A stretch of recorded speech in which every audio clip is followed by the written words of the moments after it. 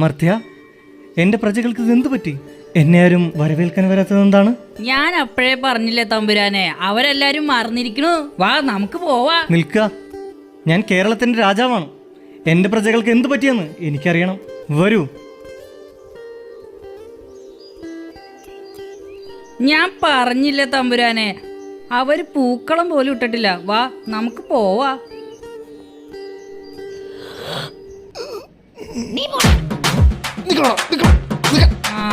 ഉത്തമം. നടക്കാ തമ്പുരാനെ.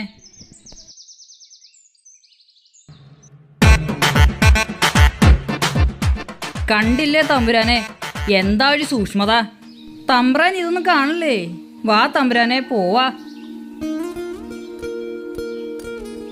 ഞാൻ പറഞ്ഞില്ലേ തമ്പുരാനെ, ദേ ഗേറ്റ് വരെ അടിച്ചിരിക്കുന്നു. ദേ കഴിഞ്ഞ വർഷത്തെ ഓണത്തപ്പനല്ലേ ഉപയോഗശൂന്യമായി അവിടെ ഇരിക്കുന്നു. വാ നമുക്ക് പോവാ.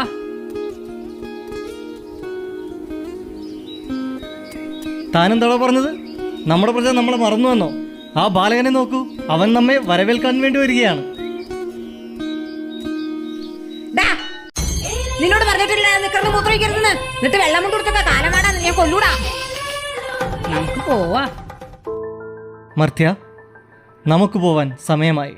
വയനാട് ഇത്രയും വലിയ ദുരന്തം സംഭവിച്ചിട്ടുണ്ടല്ലോ തമ്പുരാനെ, സങ്കടപ്പെടണ്ട, വരിക. നിൽക്കുക.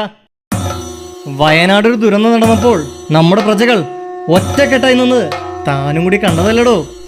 വലിയ ആഘോഷങ്ങളില്ലാതെ ഈ കൊല്ലം ഓണം കൊണ്ടാടുന്ന നമ്മുടെ പ്രജകളെ ഓർത്ത് എനിക്ക് അഭിമാനമുണ്ടോ.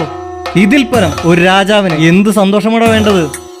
ഇപ്പോഴല്ലടോ കേരളത്തിന്റെ രാജാവെന്ന് പറയാൻ എനിക്ക് അഭിമാനമുള്ളത്. മനുഷ്യത്വത്തിന്റെ നല്ലോണമാണ്, പക്ഷേ കേരളത്തിന്റെ പൊന്നോണമാണ്. കേട്ടിട്ടില്ലേ?